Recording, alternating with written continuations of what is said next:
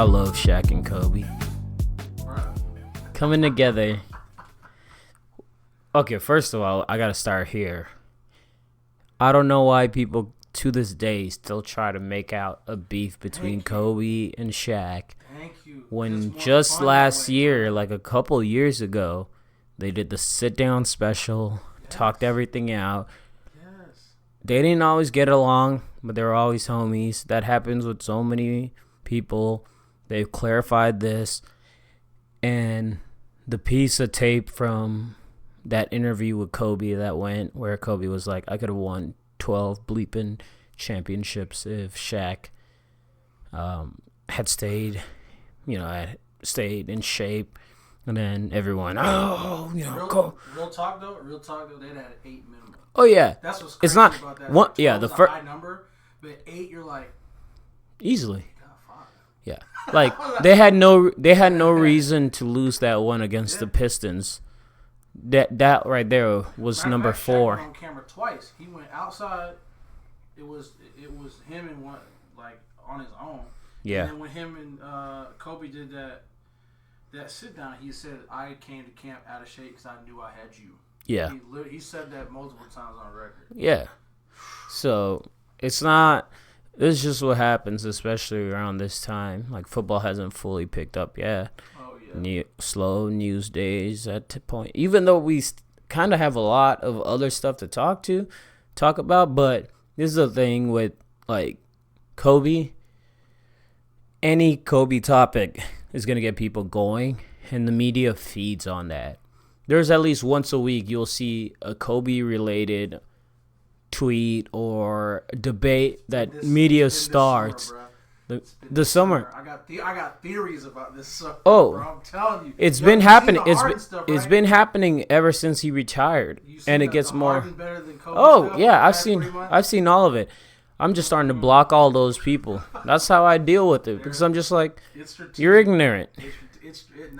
Well, the people who talk, like the people who generate the conversation, yeah, a bunch of them are ignorant. But yeah, you're right. It is. I wanted the last 3 months about the timing. Yeah. No, it's very. I think it's all very like strategic in a grimy way. Yeah, I don't like it. My thing is, it's insecure. Yeah. Because if I'm right, and I'm not sure if I am, it's just the timing of it makes me feel like I am. And I even said this on Twitter yesterday. I'm like, okay, if you're the type of person that is hard and is better than Kobe, you're either a homer or you're a LeBron. You're a LeBron fan. You're a LeBron fan, because. Or you just don't watch. Or you weren't born before yeah, you're like 2010. Right. Because I thought, as far as play, like an actual player goes, I thought it had been established that LeBron was an overall quote unquote player than Kobe. Yeah. The career question, there's no question. So to me, if we're still in this place of trying to convince people that LeBron is a better player than Kobe, then it shows me that you're already insecure about that conversation in the first place. Yeah. Again, as far as overall player, I thought that was established as LeBron. Because right now, it's all like non-Kobe fans that are bringing up the discussion. There's this narrative.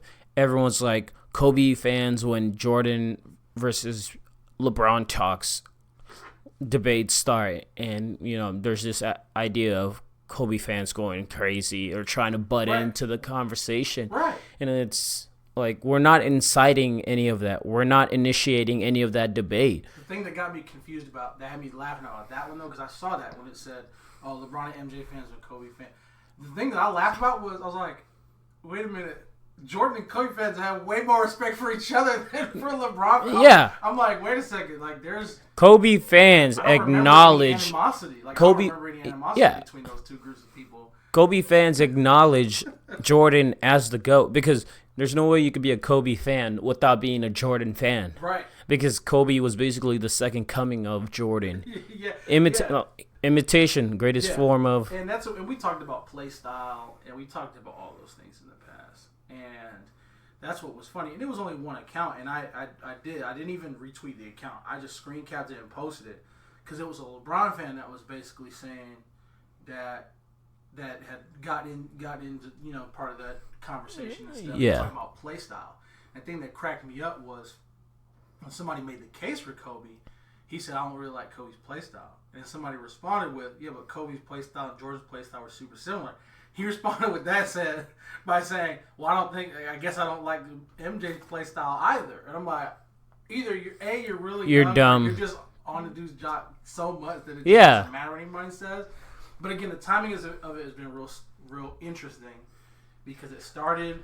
But that's the thing right there. The basketball season. That fact of it alone, if you didn't know, Kobe's style of play was very similar to Jordan. Yeah. There's like 15-minute videos on YouTube that have them side by side, like overlaid on each other, doing the same shot. It's scary how accurate their games are similar, but it's so cool. Yeah, but we've got an opportunity to appreciate Kobe, I think, in its full. And our generation's interesting because our generation had access. Well, I wouldn't say had access because this current generation has more access to everything. Thing is, we actually wanted to see, we wanted to see Isaiah Thomas. We wanted to see Magic Johnson. We wanted to see Michael Jordan. So we went and watched them.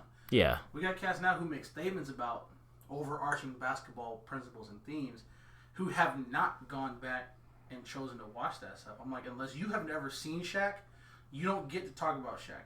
No. Shaq was easily the most dominant player in the history of the game. And you can make an argument for Wilt Chamberlain with all those 50-point games, the 100-point game, yada yada yada. Yeah. But when you watch, he covered it with championships. It's crazy.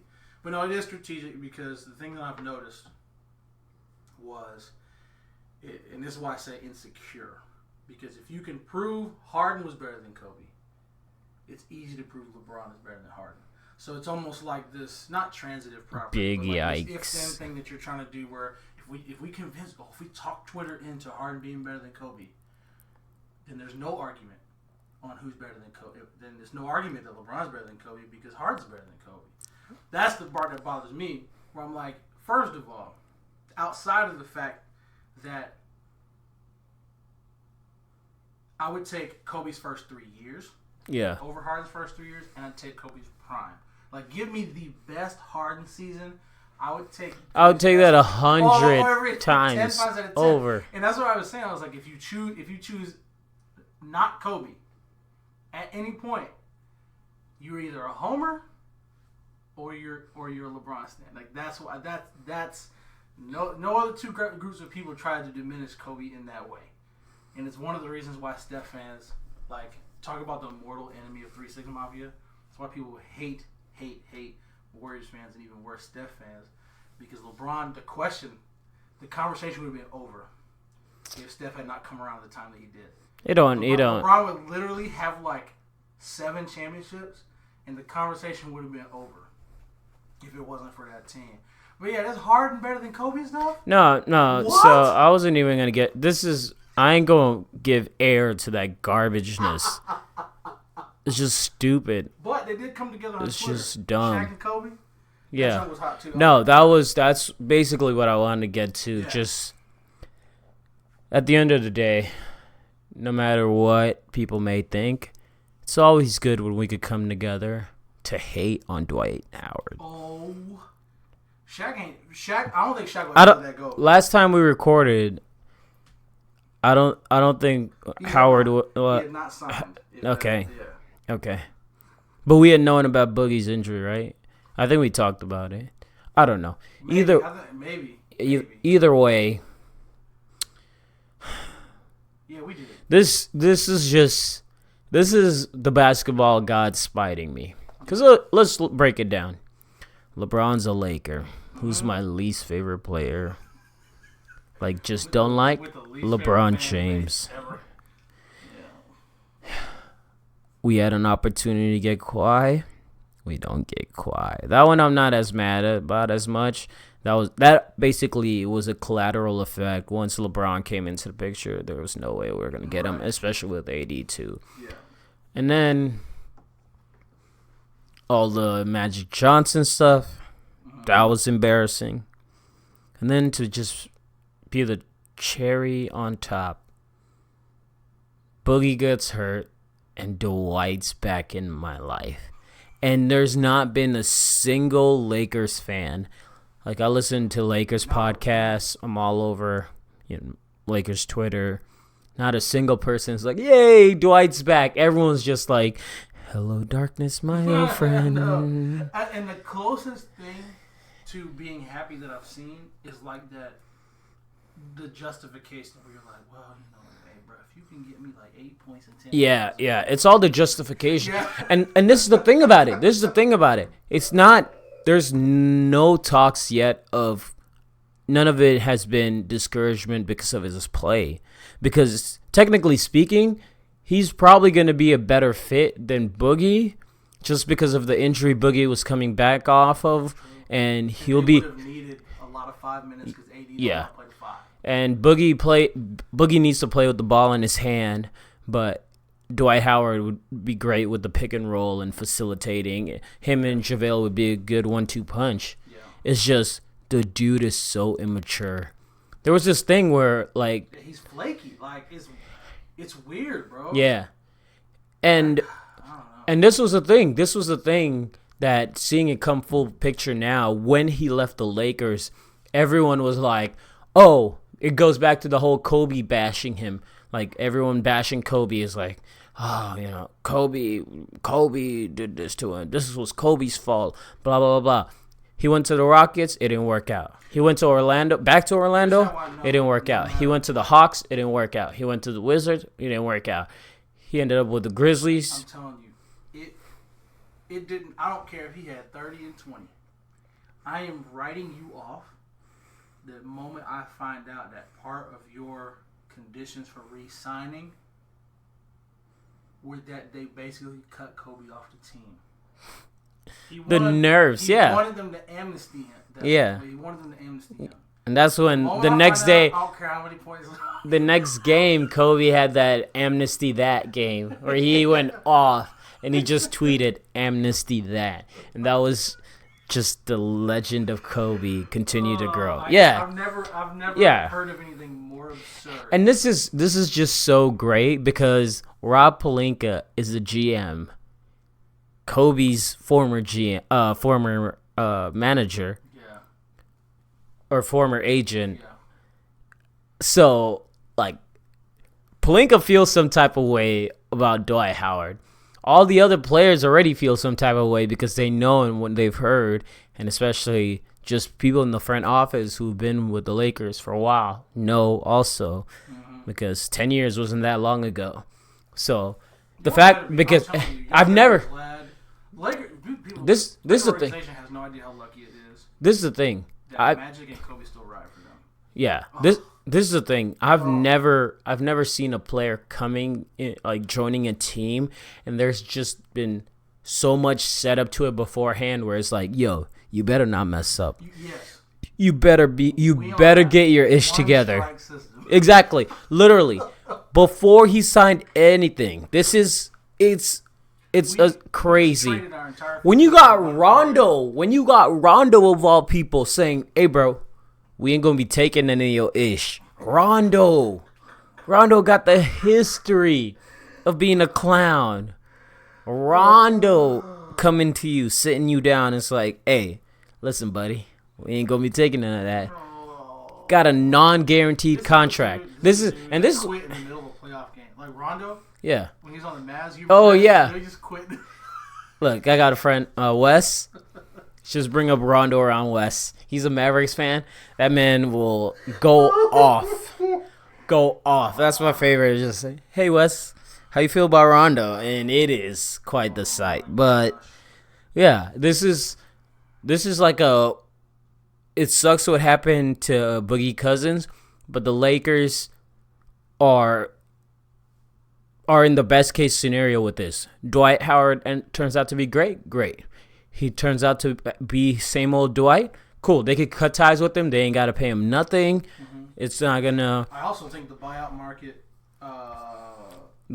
Is gonna be strong. Yeah, post trade deadline is gonna be a good look for them. Yeah, and there's still the possibility they could get Iguodala. Yep. Because with the Boogie Cousins injury, they essentially could go to the NBA. I forgot what it is, but it's basically that thing of, hey, this player got hurt, and so we need an extra player. Kind of exception. Yeah. Used to acquire guard talent. But they got Iguodala. Obviously, you have no idea what.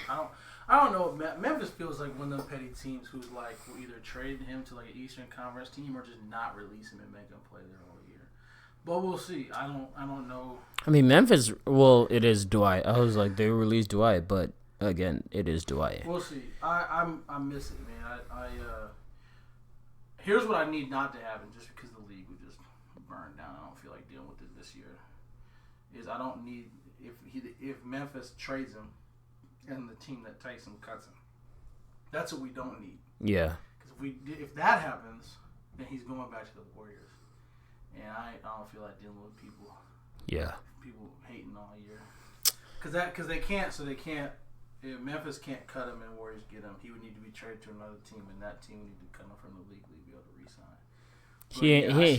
I see the Lakers for Iguodala's future. Yeah. That would help. And I saw somebody was like, "Oh man, the Lakers gonna suck again, aren't they?" I don't think that's true. No. The ring?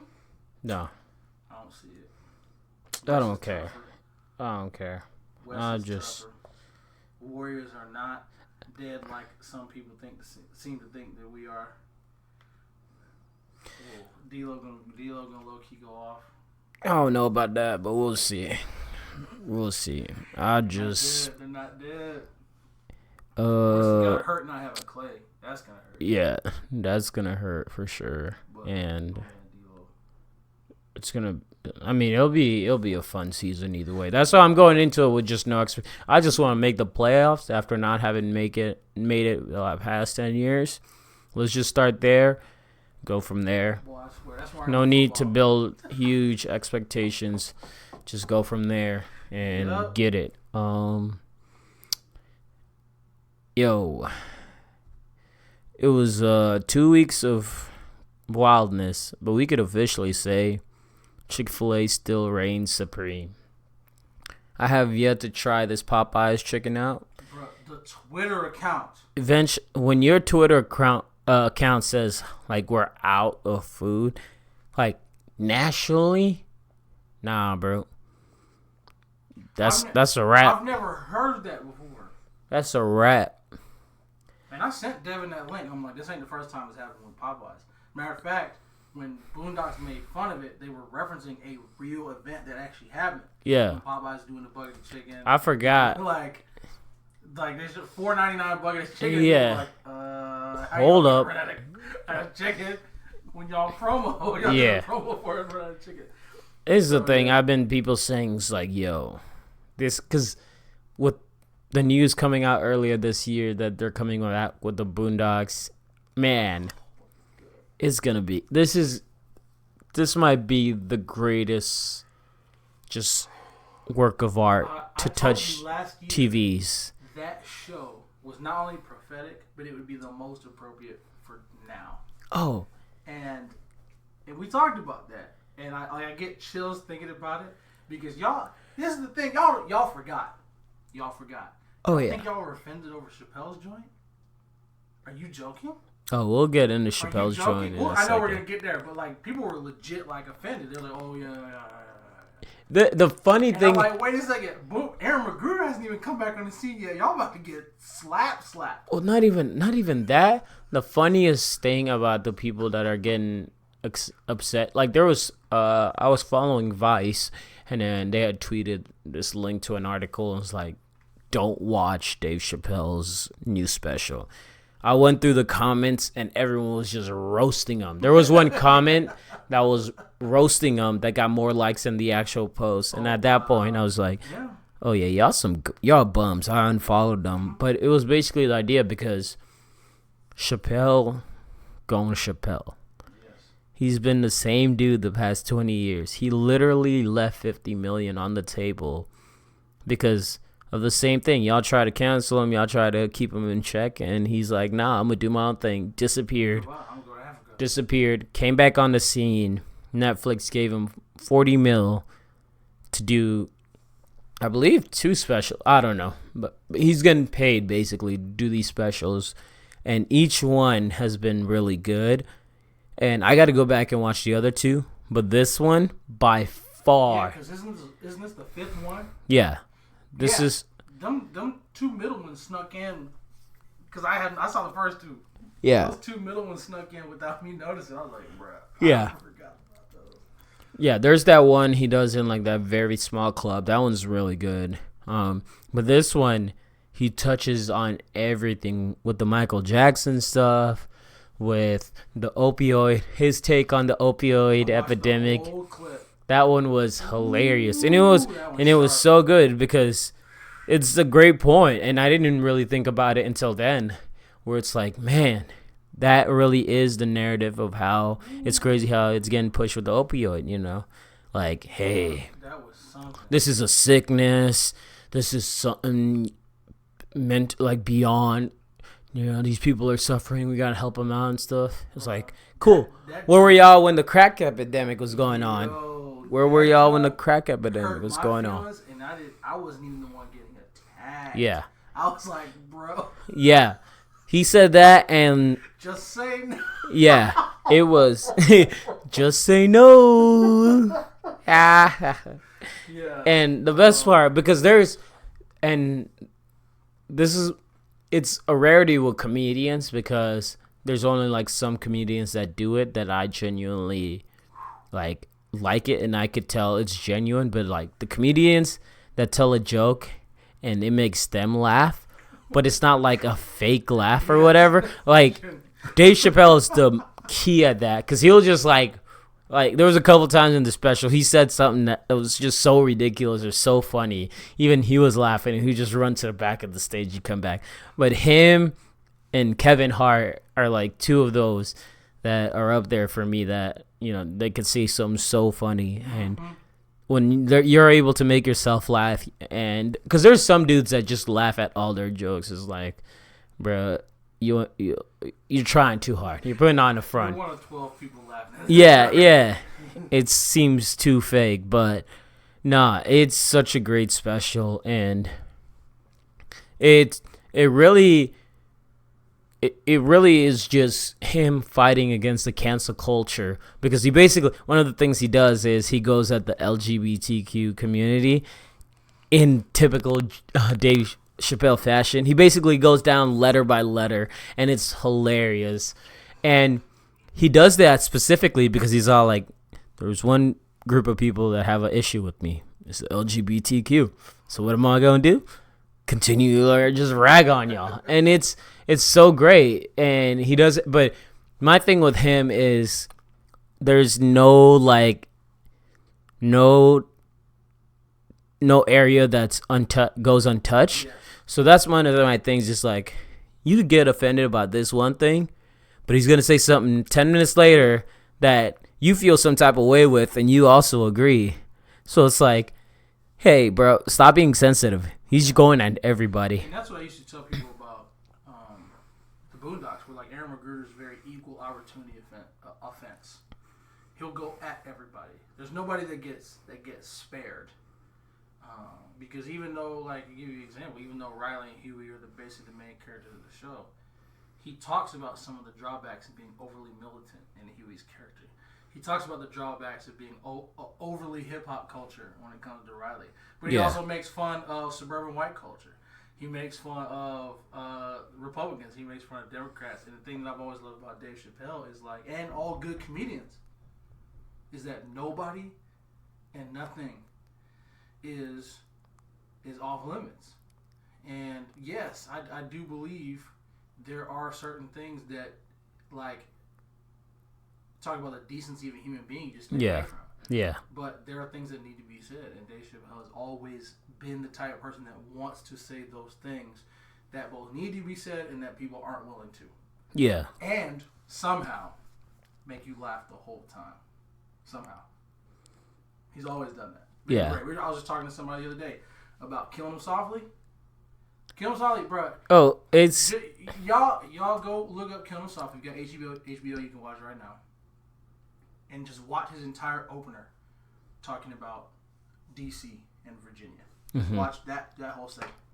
And you'll know real quick, because if you're a white person, you're watching that, you'll laugh, but then you go, wait a minute. Should I be laughing?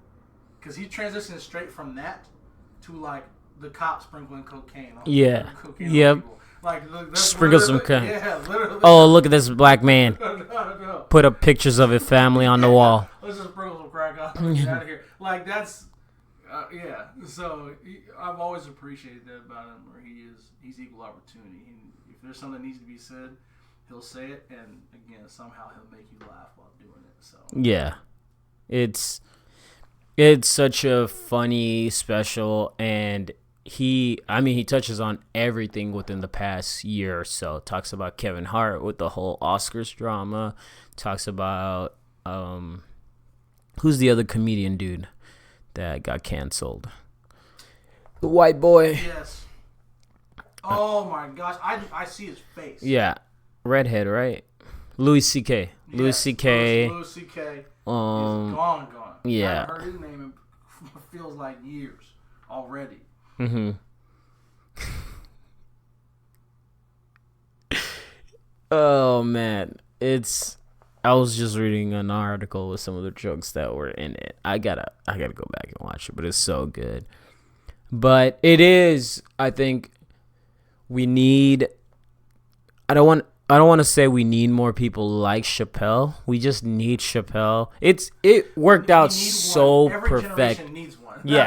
Yeah, because he levels out the playing field in a way where it's like, okay, there's like a cultural change, and then the cultural change is good, but then at one point you start veering way too much to one side, and it's like, all right, yo, not everyone needs to get canceled because or people will pretend like certain issues don't fake upset. Fake upset. Yeah. Or they'll pretend like certain issues don't exist anymore. Like we literally had somebody in Hollywood say that racism doesn't exist anymore. You're like, wait. Oh, so this I was listening to this podcast yesterday, and I heard this quote that like really stood out to me, and I was like, crap, this is what's the issue with our culture right now. But the quote was, it's not things that upset us, it's our opinions of things that upset us. And I heard that, and I was like, whoa, yeah, like that's 100% accurate of essentially what's going right now. It's not the things that, like, specific things that are upsetting us, it's just the opinions we're making of them in the moment of like.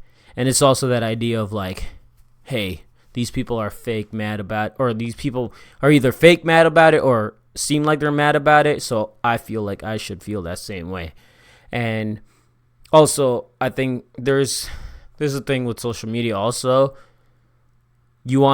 It's all the clout chasing and stuff. So there's a lot of times where people want to be the first one to cancel someone because of something like this, right? Calling someone out, kind of leading the way, leading the revolt.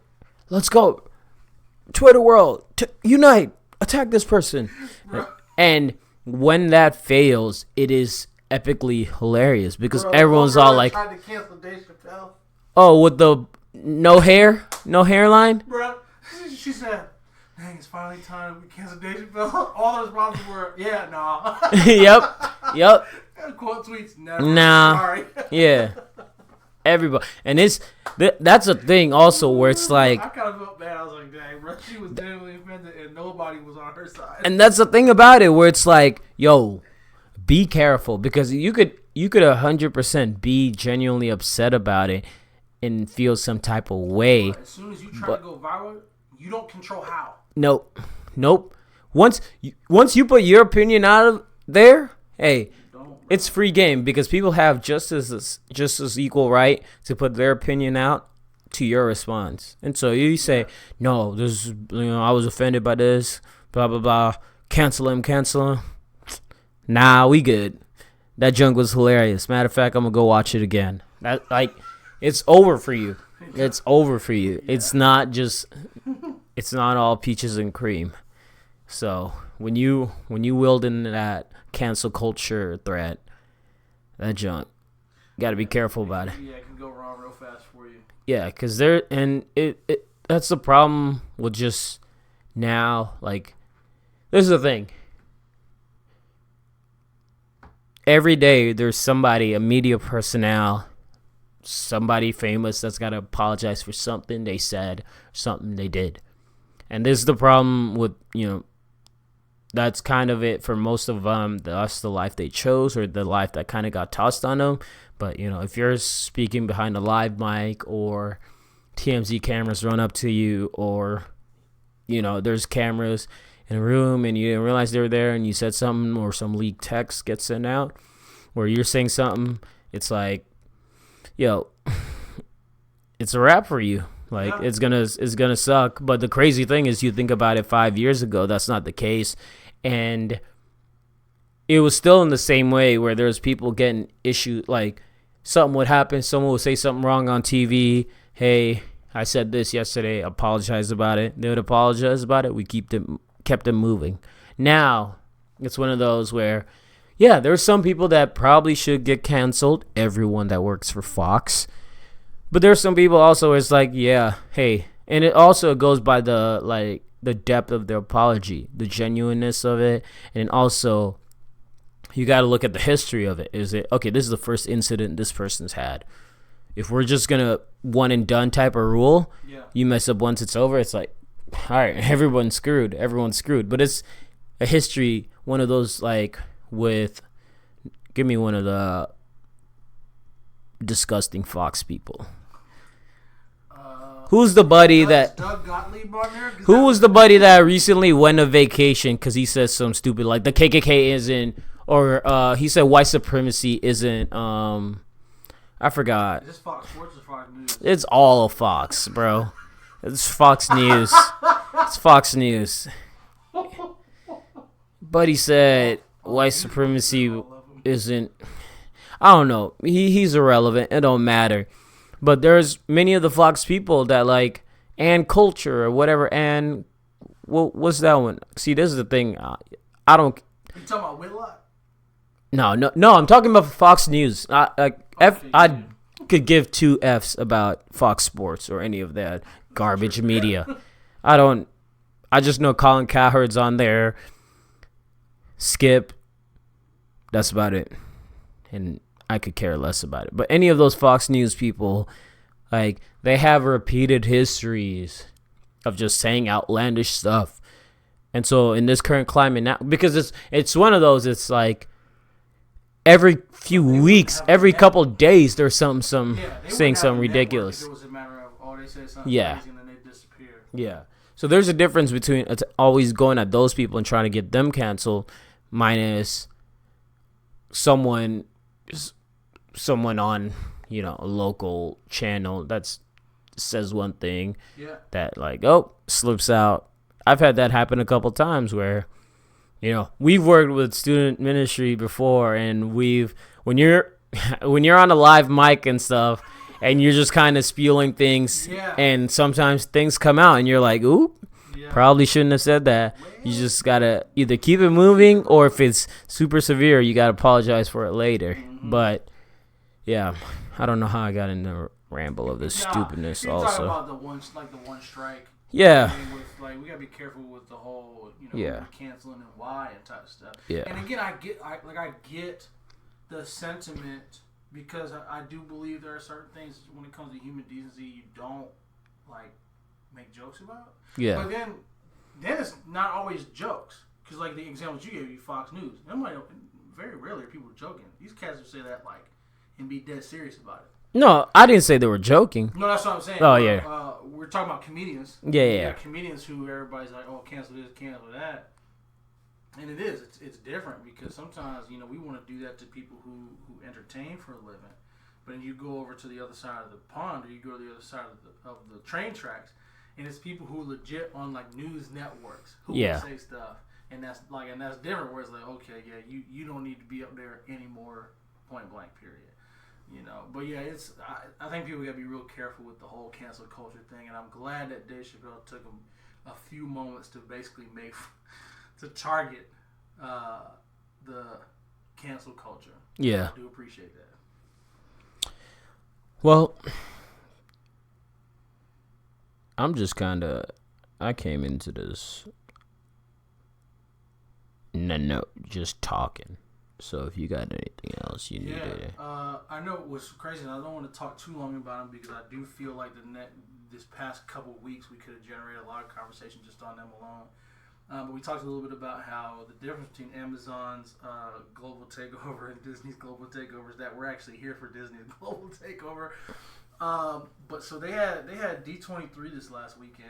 Oh yeah, they revealed. They announced and confirmed a ton of stuff. Yeah, which was kind of cool. It's crazy to me, and it's just another example where you're like, man, Disney got money. Man, Disney got money.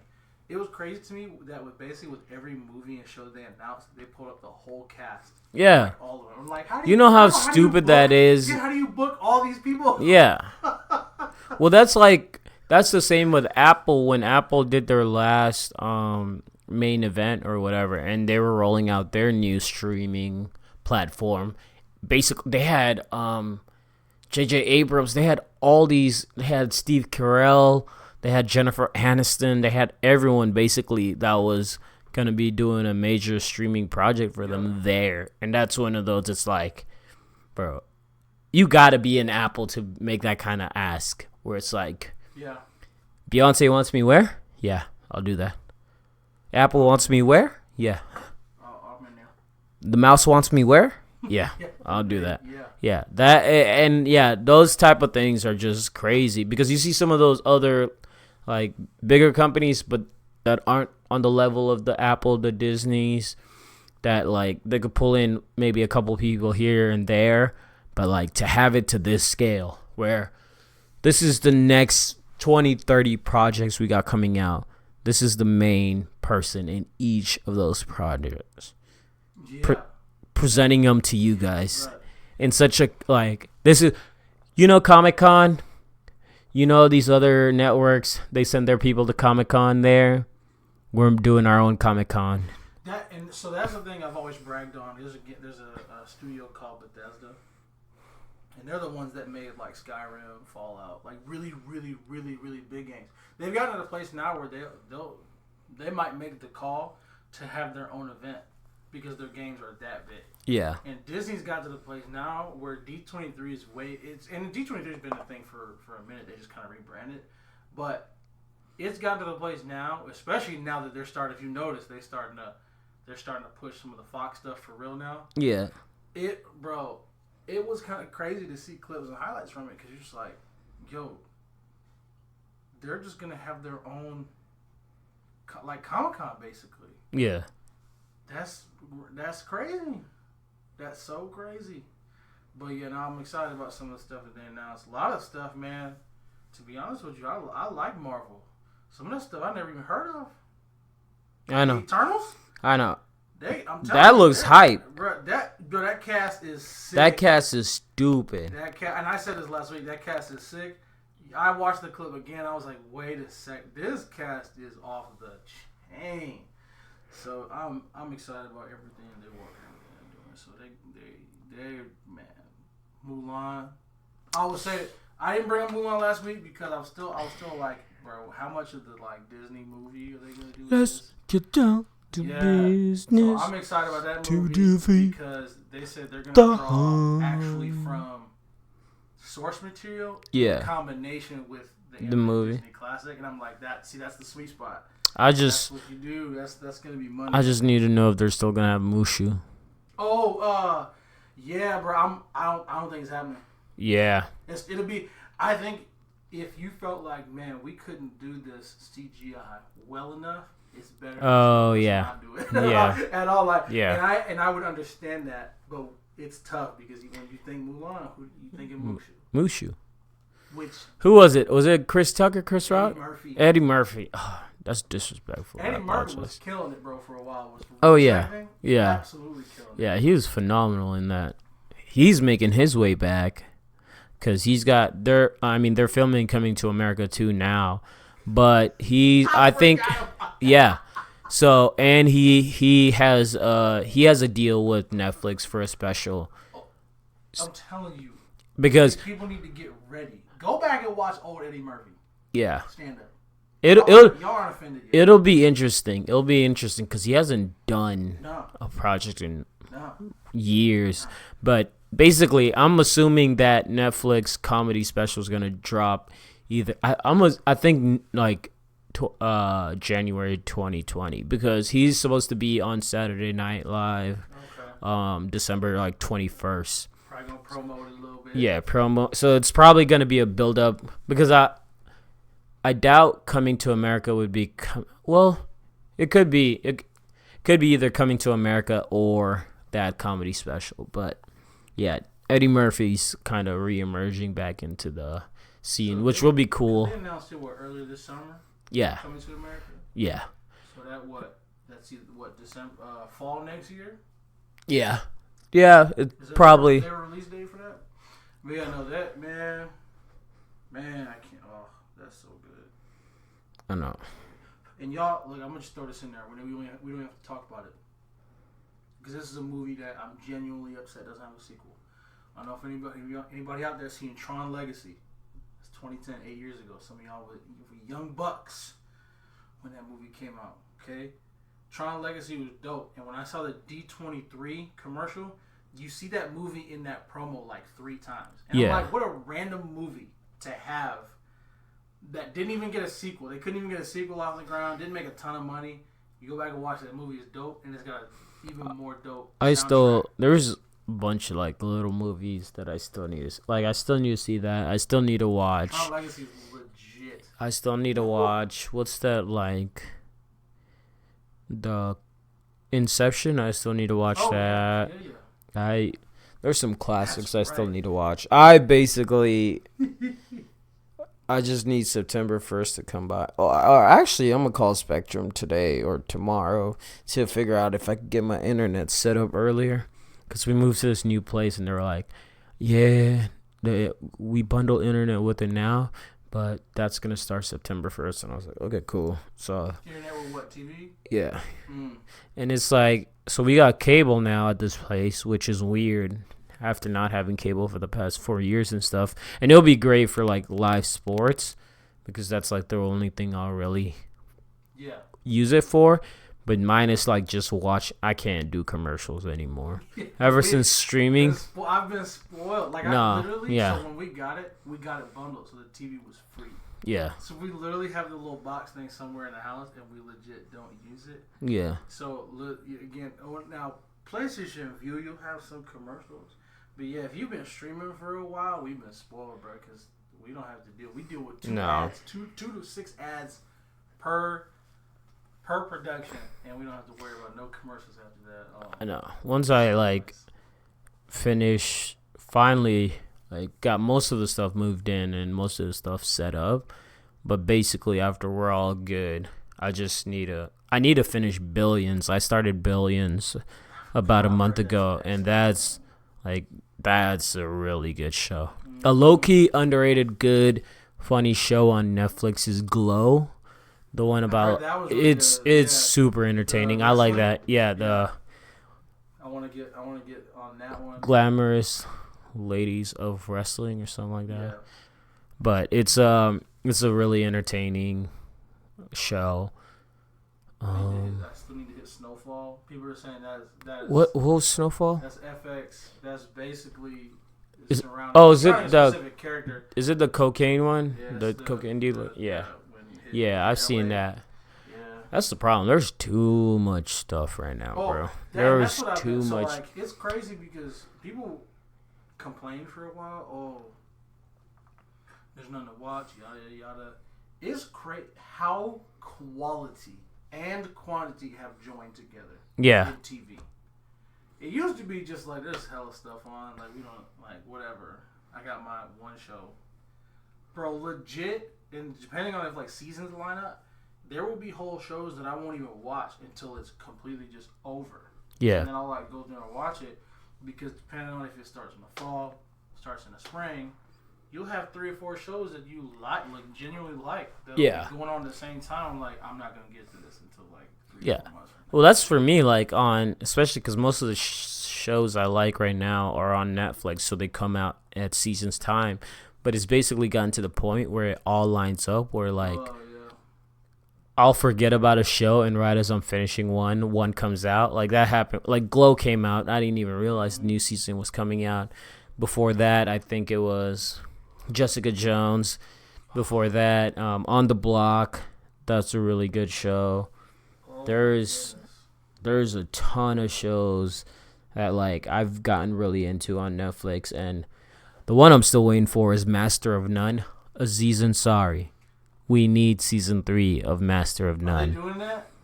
Is it official? Are they doing that? Well, he announced like after season 2 had ended, and before they tried to Me Too him, yes, he had announced it, but he at the same time he had also mentioned it was like, hey, I'm gonna be taking some time, like to just do some other stuff and chill, and so it wasn't like a set date for when they'll get to it, but I have a feeling they're probably like that. He's probably starting to record it or like shoot it now because he just recently had a Netflix special, and his Netflix special is actually really good. I'd watch his Netflix special because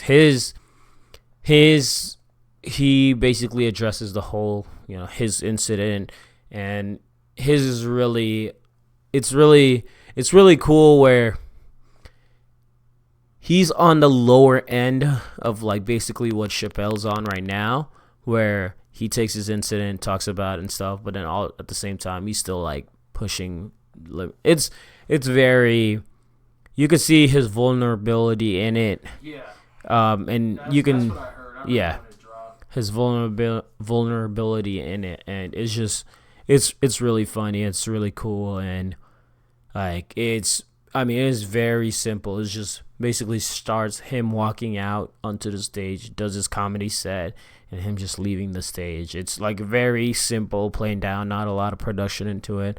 Yeah. But it's like a great, after that, just the stuff he's had to deal with. It's a great comedy special to come out, on the front end, address what you got to address, and then kind of touching on different social subjects going on right now, and it's really cool. So, Master of None, I need it. And season 3. So the other show, I don't know if you ever watch Friends with Benefits, or no, not Friends with Benefits. Friends from College. You Friends, about that yes. One? Did it only get one? That's the one with Keegan-Michael Key. Yeah. So it got 2 seasons. So it got 2. They got 2 seasons, and the third season or the second season ended with like a huge cliffhanger, and it got canceled. Yes, and I am still heated. I can't do that. Heated. And you know what I was just reminded of? Spider-Man. So yes, in my brain, I only remembered the one cliffhanger. And that was the one where his identity gets revealed in front, in like literally in Times Square. The other one being the fact that was never Nick Fury to begin with. Oh yeah, bro. He's chilling on the ship over there. Ticked off all over again at Disney and Sony, bro. I was like, y'all need to get your stuff together. Stop messing with us. Y'all did this. Now y'all fix it. This is your fault. Because we got stuff to do. We got stories to tell, man. This is your fault. That. But that's how, like, it's TV, movies, all that stuff. I get annoyed with that. Like, bro. I just forgot. So another show that's, like, about to come out that's, like, perfect timing for me, Peaky Blinders. Have you watched it? Bruh. You want to talk about top 3 on my list between Cillian Murphy, my God, Tom dude. Hardy was running through there for a little bit. Oh, my God. Peaky Blinders is phenomenal. Peaky Blinders is so it's a movie. It's a movie.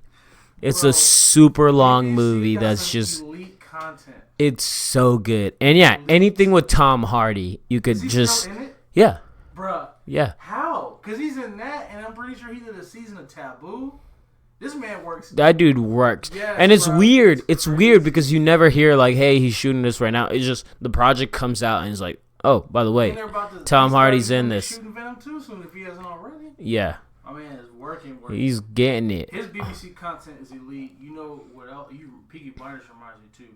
Go watch Broadchurch. Watch Broadchurch. What's that on? That's on BBC. So that's basically what Peaky Blinders was on when it airs season-wise. Where does it stream? Where does Peaky Blinders streams on Netflix. Oh, does it really? Okay, yeah, so it comes straight. Its original run was on BBC. Same with Broadchurch, but Broadchurch is on Netflix as well. Yeah. 3 seasons of it. All excellent. Kind of detective, police, mystery. A1. Between that, Sherlock with Benedict Cumberbatch and Martin Freeman. I don't know if you've watched that. That's excellent too.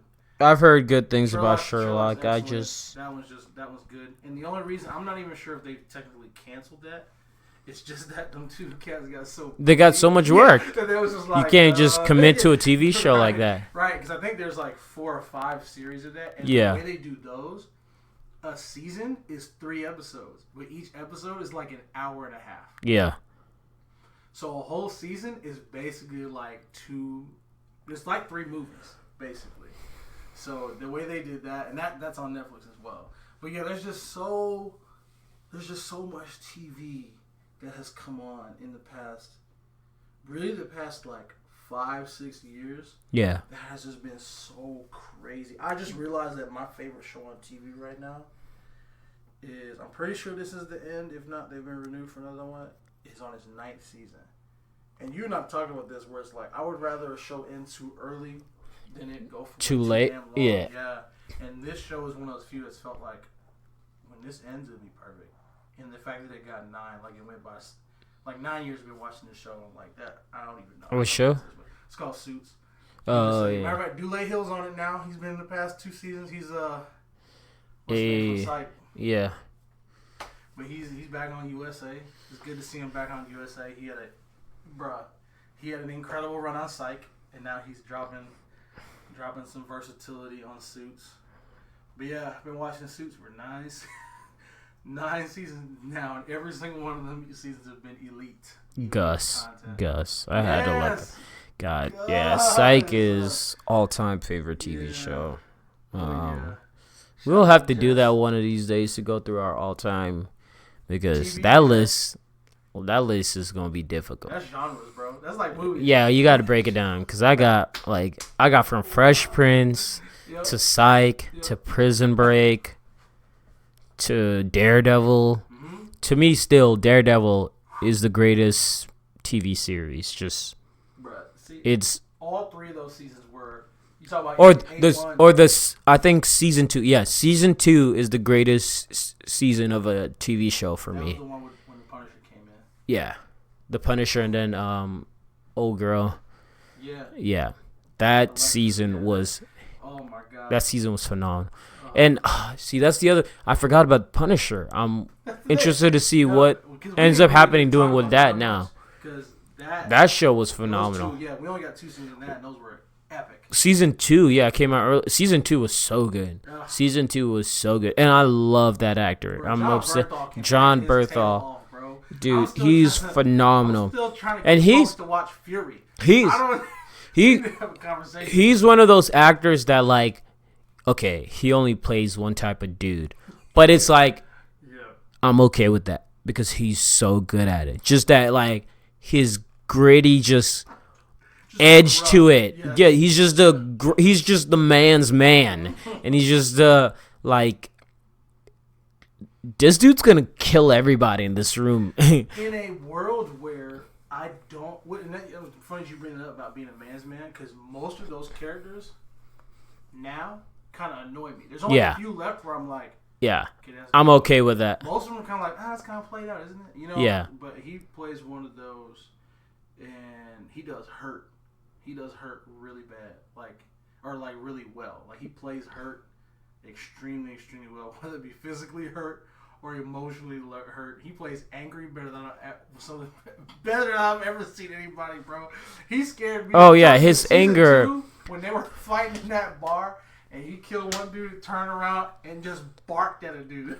He just said, "Who?" at a dude, and I was like, "Oh my god!" Yeah, because he has like his grunting and his like. He literally just barked at a dude, and I was like, I have never been more afraid of a fictional character in my life. And that's my thing, where it's like, I would love to see a behind the scenes, or like, this would be like greatest bucket list, is just ever seeing him just act, because it's like, it's got to be the most fascinating, because he's the type, like, he just, once the camera's off, he just switches it off, and it's just like, I've literally heard he's like the nicest dude ever. That's what I'm saying.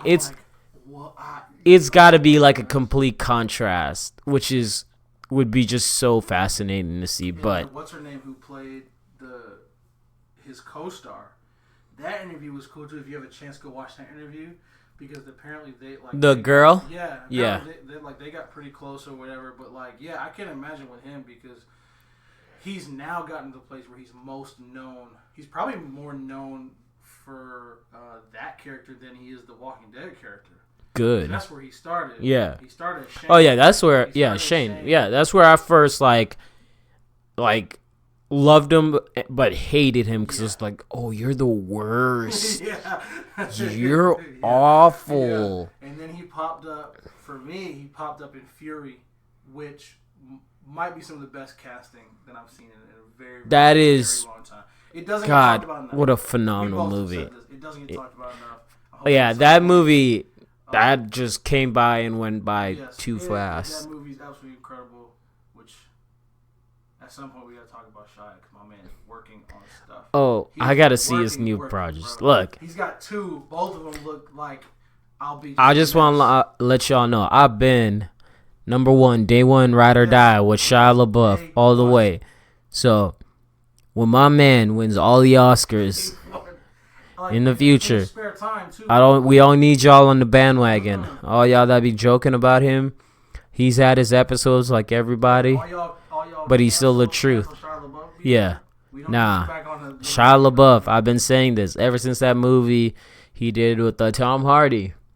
Ever since Holes, let's be honest. Not even ever since Evan Stevens. Yeah, ever since Evan Stevens, and then Holes. But then what's the movie? I always forget the name of it. Tom Hardy. It's that like old westerner one. Oh, you talking about the movie that about Prohibition? Yeah.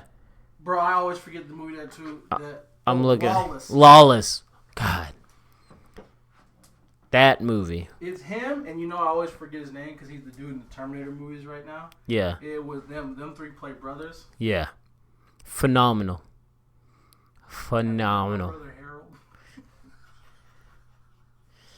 Man. That's a good movie. Yeah, Lawless is good. Fury is great. Oh man.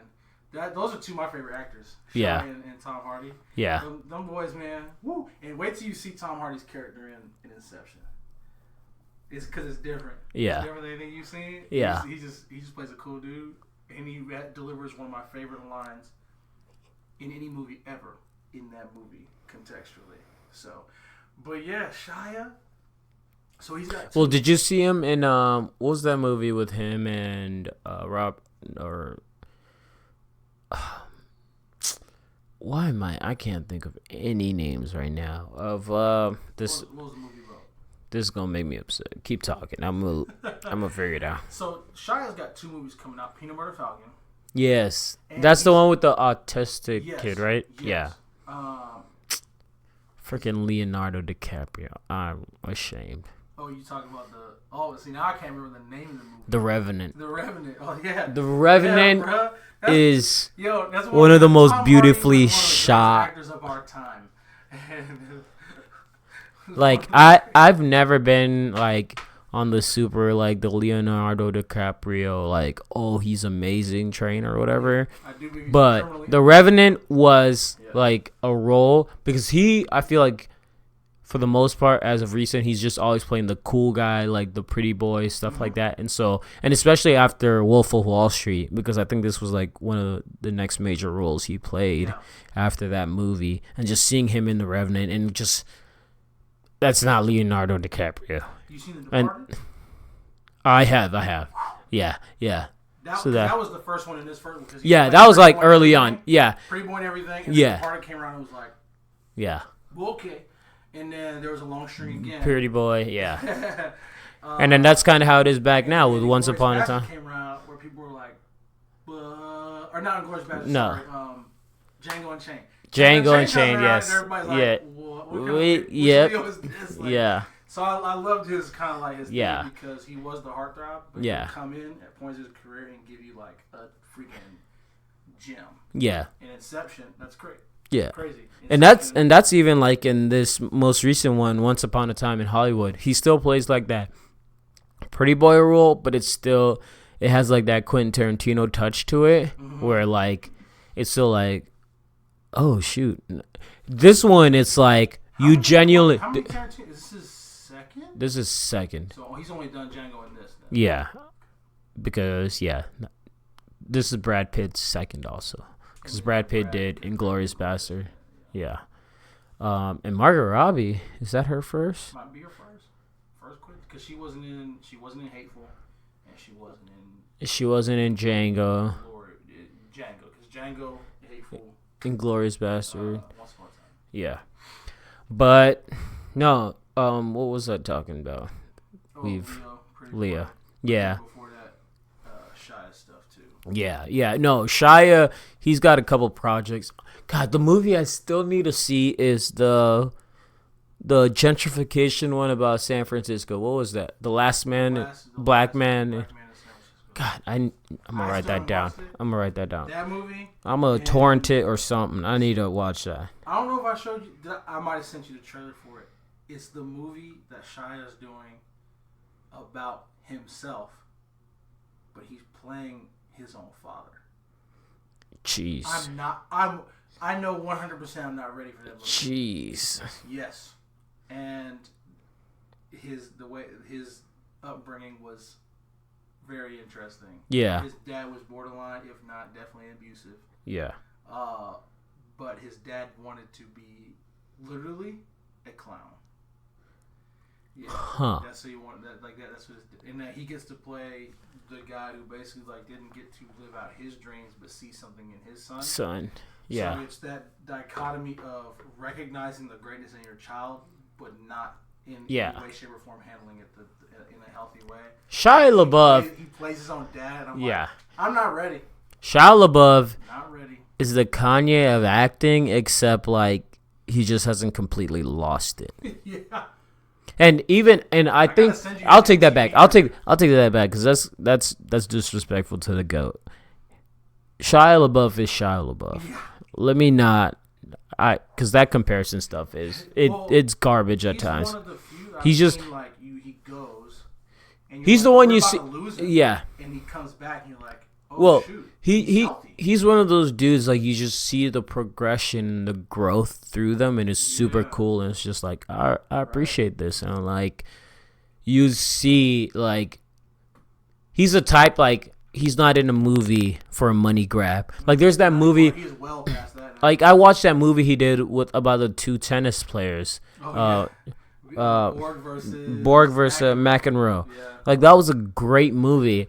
I loved it. His acting in it was phenomenal, and that was a very a small movie. I think it hit select theaters, and there wasn't much talk about it. But he's one of those people that chooses interesting projects. It's not. It's concepts that are unique. It's not very generic concepts and stuff like that. And I like that.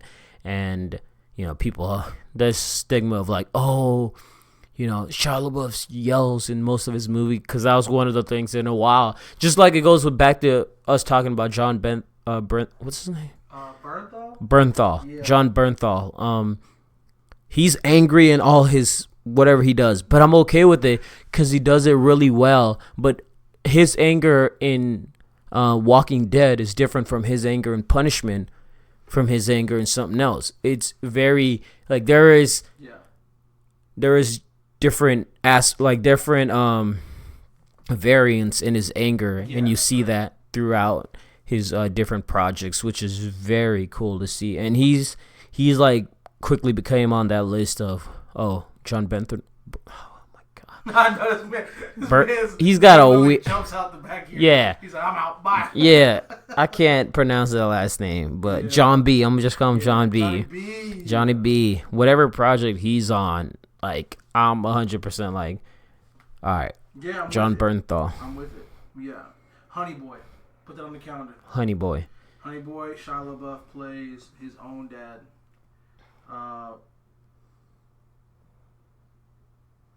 Wow. Yeah. I'm not ready. Oh, so the other movie John Bernthal was in, Baby Driver. Yeah, he was in that too. Phenomenal in that. I had to pull up a list real quick because I remember seeing him in something else. So that he's in The Accountant. I'm pretty sure I've seen that. That's what. Yeah, because that's Ben Affleck's. You find out Ben Affleck's brother. Yeah. I remember I got to go back and watch that movie because I remember watching it, but hey, he's actually in the Peanut Butter Falcon. Is he with really? Shia LaBeouf? Yeah. Bruh, Oh I shoot! felt like those were two dudes when I watched Fury. Yeah.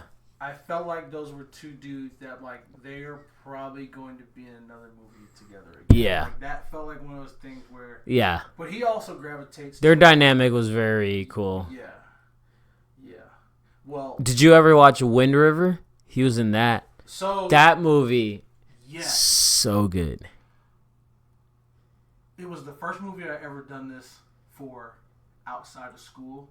I literally wrote a 5-page paper on that movie just because like I needed the. Because that was the one where like that Native American girl was getting yeah. And Jeremy Renner plays basically the big game. Yeah. He's a big game hunter. Yeah. And tracker. Yeah. I can't talk about it because I can talk about that movie forever. Yeah. That movie. We just as it. a country just don't. Yeah, But we just kind of. Matter of fact, 2 Avengers are in that movie. Three Marvel Cinematic Universe actors are in that movie, but 2 Avengers are in, and Jeremy Renner and Elizabeth Olsen, and they're both incredible. It's phenomenal. That movie, I literally, because it was one of those days where it was like my day off. Yeah. And I was like, oh yeah, that movie came out like 2 years ago. I never watched it. I watched it, bro. The movie was over, and I was like, what? Yeah. What did I just watch? Yeah, it's wild. Woo! It's wild. That was real good. Yeah. I forgot Bernthal because you don't see him until basically the end of the movie when they work out. Yeah. Kind of what happened. Yeah. That's crazy. He's phenomenal, and he's gonna keep getting more. I'm interested to see him in it. Like now that I know he's in the Peanut Falcon, that's gonna be really cool. Oh, yeah. So Peanut Butter Falcon and Honey Boy. Yeah. Shout out to my shot. I'll stand it. I've been standing shy. I will continue to when if a project gets announced, guess who's going to see it? Yeah. This guy. Yeah. This guy. There are a couple guys like that. Tom Hardy, John Bernthal, definitely. Shia LaBeouf, definitely. Yeah. And that's more of like, it's cool. Like for me, after like Christoph Waltz, after seeing him in Inglourious Bastards, I was so excited to see him in Django Unchained, and then and he's good in that. There's something else I seen him in it. He was great in Bond. Oh yeah, he was in Bond. Malcolm James. He's phenomenal. Yeah, there's a few of those actors like see him in one project and you're like, oh, they're phenomenal. They're great. And I've been hit and miss with Brad Pitt, but Brad Pitt kills it too. Oh, I love Brad Pitt. I've loved Brad Pitt ever since Mr. and Mrs. Yeah, but that joke be on TV. Every time I come on, I'm like, I'm watching. Was it Mr. and Mrs. Smith? Yeah. Yeah. Ever since that. Because he's hilarious. Ever since Brad and Jelena. Yeah. It's been dope. So yeah, like some of the main ones for me, because it's like I love Will Smith, but I won't run to all his projects immediately, just because like it's one of those. It's like, man, I love you too much to like expose myself to this project that might not be right. worth your. See, Will Smith is one of those that just like it irritates me because I'm like, man, why can't y'all make the right project for this man? No. Why have y'all for such a long time done? I'm kind of heated about Gemini Man. Yeah. Because I watch a trailer and I go, this is the entire plot of the movie. Yeah. No, they literally showed plot. Y'all created this dude. He figures like he runs into each other and is like, oh, but he looks just like me. Then he realizes, oh, y'all created me to kill it. It's just like the whole. I watched one trailer and I was like, God, I hate y'all. That would be for me. That would be the hardest part of being an actor. And again, for anybody who worked in theater, anybody who worked in movie, TVs, I know that there's other hard stuff. Yeah. But for me, my personality, the hardest part about being a director or being an actor would be when the trailer to my movie comes out, because you have no control over that. Well, and this is not the producer, but the studio has control over it, and they can cut it however they want. Yeah, and they be giving movie stuff away, and I'm like, There we go. We just worked for freaking a year and a half on this stupid movie, and you just gave away the entire plot. Well, this is one of the main reasons why I love Quentin Tarantino so much is because one, I think he might release like 1 or 2 trailers for his movie, and I've yet to I watched a trailer for Once Upon a Time in Hollywood, and I had no idea what to expect. Yeah, no idea, and especially even with his movies, just because I love his projects so much, I'll just he's got something new coming, cool. I don't need to see any trailer or anything. Like, I could get the general basis of it. That's cool. But, minus that, don't show me no 2-minute trailer. And that is so true. I'm so glad you brought that up about Gemini Man. Because I remember seeing that. And because they were basically bragging about the technology they used to make Will look like a younger Will. And it was like, yeah, that's a cool technology and all. And it's also cool that y'all showed the whole movie in that 2 minutes, So why should I come to the theater anymore? Will, talk to your mans. Whoever did, stop doing Will Smith dirty. Y'all need to stop doing Will Smith dirty. Tired of it. Female actors. I got 2. Because I was trying to think. I was like, dang, bro, who is a woman who's acting right now where I'm like, okay, that's dope. For me, Margot Robbie. Yeah. Because I Tanya, I love that movie. That was super entertaining. And what was the one where it was 80s themed? It was her, Brad Pitt. God, I forgot what it was. I'm gonna click on it. She's about to come up real quick. Yeah, because it came out recent. She's been in a couple movies with Will Smith. I forgot. Focus, yeah. Focus was good. Focus was pretty darn good. Focus was really good. And she was also in with. We're gonna forget this happened, but she was Suicide Squad. Her and Will Smith were the only. I was literally just talking about. They were the only highlights of that movie. Literally an hour ago, I was like, yeah. They carried that. Oh, they carried the crap out of that movie. Oh yeah, she played Jane in Tarzan. Okay. Dang, what movie was that? I'm upset. Cause it was her, Brad Pitt. Man, I gotta look it up now. I'm pretty sure it was Brad Pitt. Not Brad Pitt. Not Brad Pitt. It's Cooper.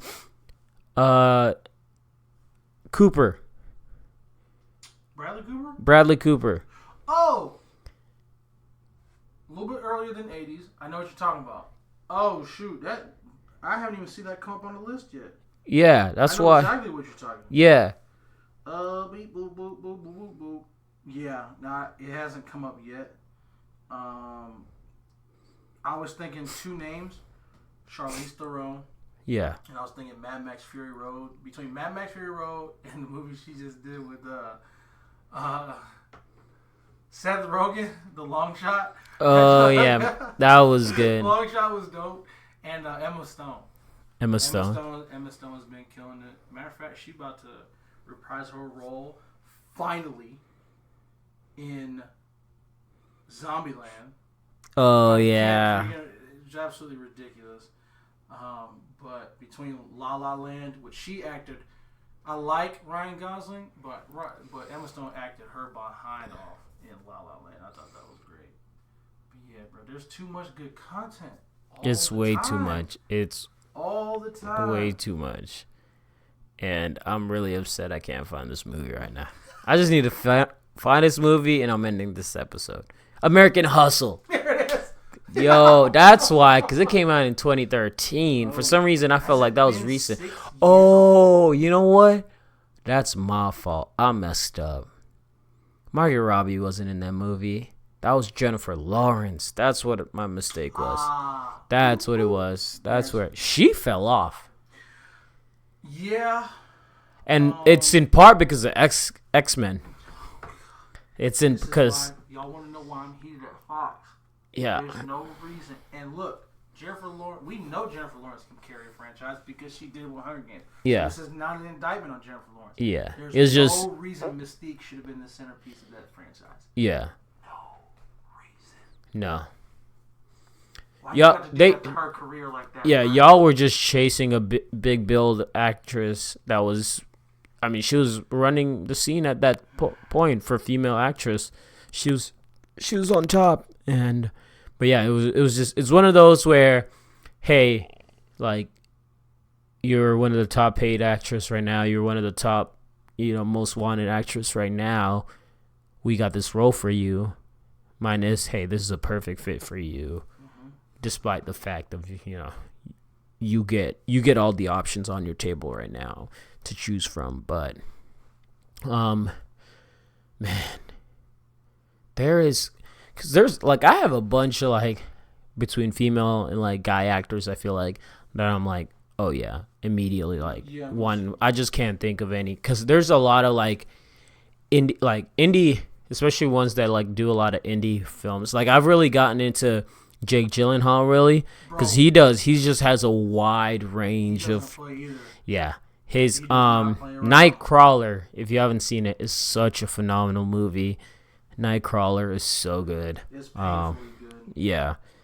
What are like, I need you to not be who you are. So, yeah, he's just one of those. In that movie, he's just like so like, ugh. Right, he's in that one. I'm pretty sure he's in A Place Among the Pines. He's in. Oh my gosh, what was the movie where he plays the cop where the kids get kidnapped? I forgot, but he did Southpaw. Southpaw was phenomenal. Yep. Is it Prisoners you're talking about? Yes. Prisoners? I don't think I've seen that. Oh my gosh, yeah. I gotta. Yeah, that's. And by the way, Jake, thank you for lending your pristine acting abilities to Spider-Man. Oh, dude, that was so good. That was so good. Bro, you were in the Marvel Cinematic Universe for 10 minutes and killed it. We appreciate you. Came in for the check. That meme of him got the check. It's like, let me bless y'all. Yep. Yeah, walking in. My favorite meme, probably one of the all time that fits with so many things, is the Simpson one where the grandpa walks in the bar, puts his hat down, turns around, takes his hat, walks out the door. So relatable with a lot of things. So but good. What you got coming up, Jay? Man, his one mistake I feel like in the past decade was the Prince of Persia movie.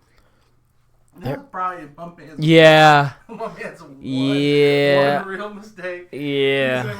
Hey, everybody has that. What was Matt Damon, Chinese one, The Great Wall? And Matt Damon's one of those dudes that's like tries to be socially aware. So it actually surprised me that he that's how I knew Matt Damon fell off. Cause he had that, and then he had the one where it was like they were shrinking cities or whatever. He was living in a bottle or something. Yes. What was that one? That movie was all about the environment anyway. Downsizing. I can't remember the last good project Matt Damon's been in.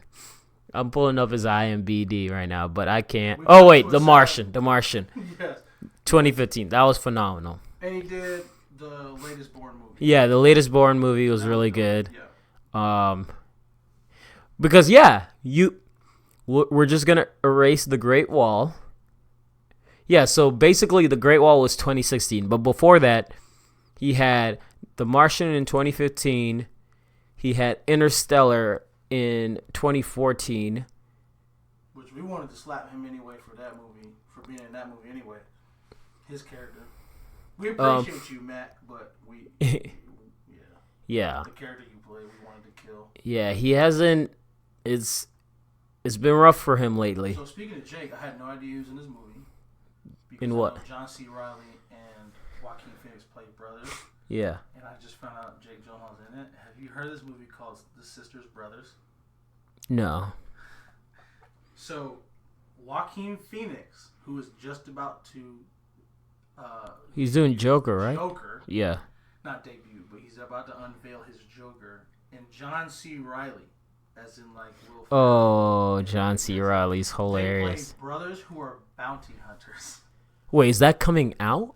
It is listed 2018, and I'm not convinced it even made it. Like it was like a select theaters movie. Basically. That sounds epic. Yes, those two. Yeah. Gyllenhaal's in the movie.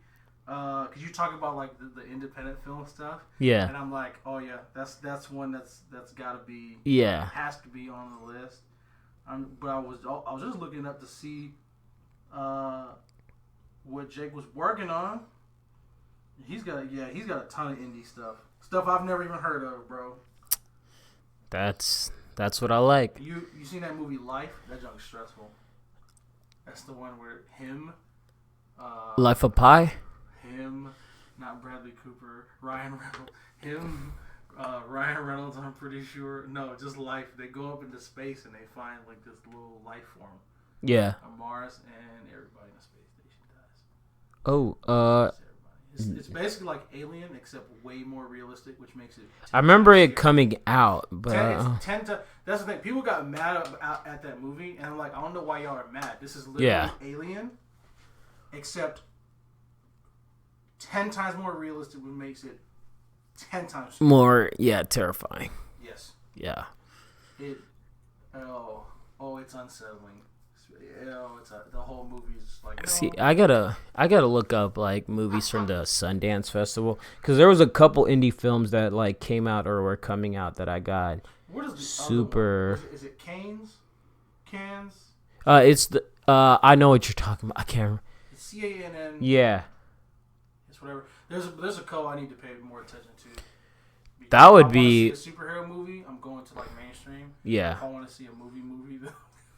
I'm probably gonna go see what's been shown at these film festivals and stuff. I need to like go to one of these years. Bro, I don't know how you would do that. That's how like art gets found. I don't know how you do that, but I gotta, cause it always sounds so dope. Well, all the movies I want to see, what do they open with?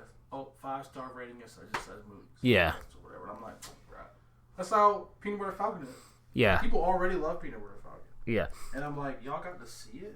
Yeah, that's the other thing where it's like, because it comes out, the festival is usually in the beginning of the year. It's like, this movie's won this, and that. It's like, bro, who's seen it? It sounds awesome. I'm trying to watch it. Ooh, that's nice. Let me watch it.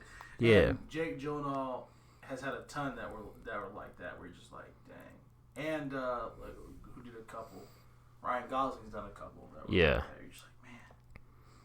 Yeah, The Last Black Man in San Francisco won a bunch of awards, it looks like. Yeah, that one I definitely need to but there was this one that seemed very similar to Moonrise Kingdom that I'm like, God, I need to watch. I saw the trailer for it. Oh, are you talking about is it the one with the Nazi like aspect to it, I think? It might be with the same director. Is it the one that takes place at the hotel? No, not yes, Grand Budapest. Because isn't John Hamm in that? I think so. That movie, it's brilliant. Oh my gosh, dude! Grand Budapest Hotel is one of the funniest things I've ever seen. Moonrise Kingdom. I remember we watched that. Moonrise Kingdom is so good. Oh, what's his name? I forget Wes Anderson, I think, is the director. Yeah. Who does those two? Are you talking about the movie about the kid whose imaginary friend is Hitler or whatever? Yeah. It's like it has some Nazi tie into it. So you know who's directing that, right? Who? The dude who directed Thor 3. The dude with the super Polynesian name. Yeah. I can never pronounce his name. My bad. Shouts out to my guy. Yeah, I gotta, because I remember seeing the trailer for that movie and I was like, oh my God, I need to watch this. Dang it, dude. This is the problem. I'm like, okay, there's too much stuff. Yeah. There's way too much stuff. And it's not, like, the quality's not going down. And this is why I get on people about complaining about superhero fatigue. Where I'm like, I don't know what you like. Don't go see them. Don't go see the superhero movies. Yeah. Because we're still getting, and in my opinion, we're getting more quality. Yeah. And the technology's advancing in a way where it makes it like we're able to get even more realistic. Tied up. Yeah. Literally, it was announced that Jake Gyllenhaal was going to be Mysterio. Yeah. The movie came out literally like 8 months later, and it was like, wait. So he didn't get tied up for 4 years doing this movie? Yeah. No, because it only took him a year and a half for them to do. Maybe. And that's not even like the shooting part. Yeah. He was done with shooting well before that. So yeah, you might want Angelina Jolie or freaking. They got Richard Madden and the dude who played Jon Snow. Jojo Rabbit. Jojo Rabbit. After directing the Marvel blockbuster Thor Ragnarok to the tune of $854 million worldwide, Taika Waititi. I gotta learn how to pronounce it. Taika Waititi is returning to his indie roots this fall with Jojo Rabbit, billed by distributor Fox Searchlight Pictures as an anti-hate satire.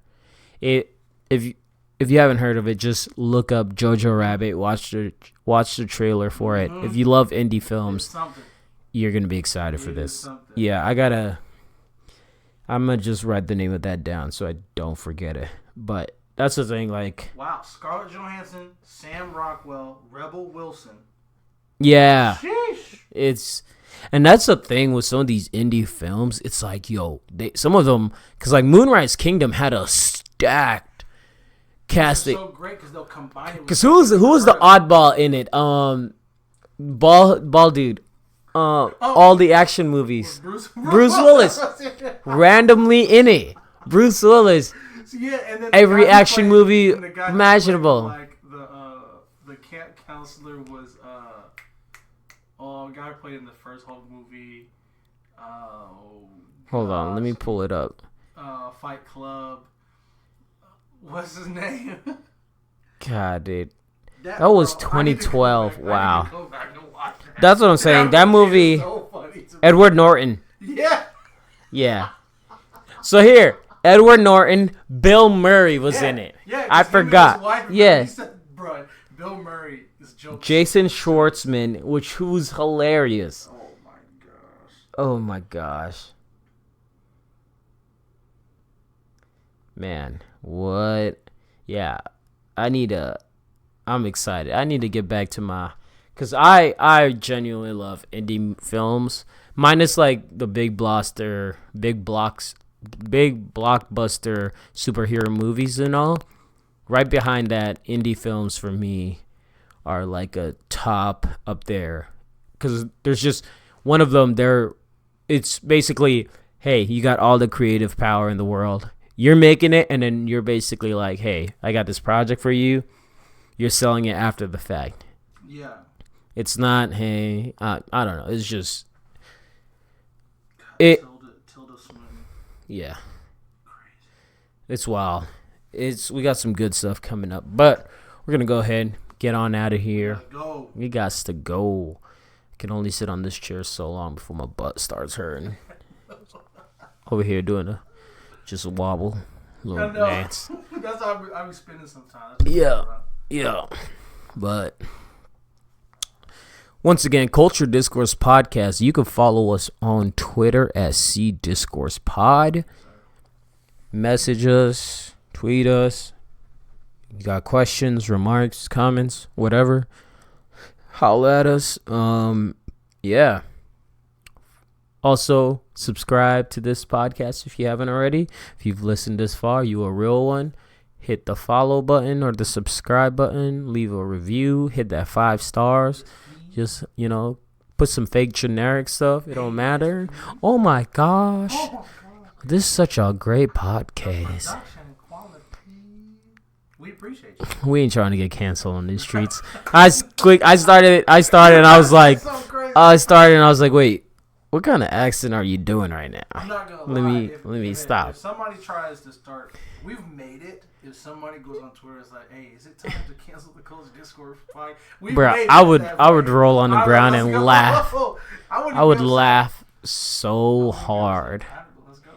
I'd get kicked off of Twitter because I'd just be verbally, like, I'd be computer bullying you, but with all my laughters. With all my laughter. You would feel it through your screen. I would use every laughing meme. Delete it, fam. Delete that, fam. But Once again, Culture Discourse Podcast. We getting out of here. It's your boy Ben Brizzy on this side. Yeah. We had a ton of fun. We appreciate y'all listening. Yeah. Catch y'all on the flip. Peace.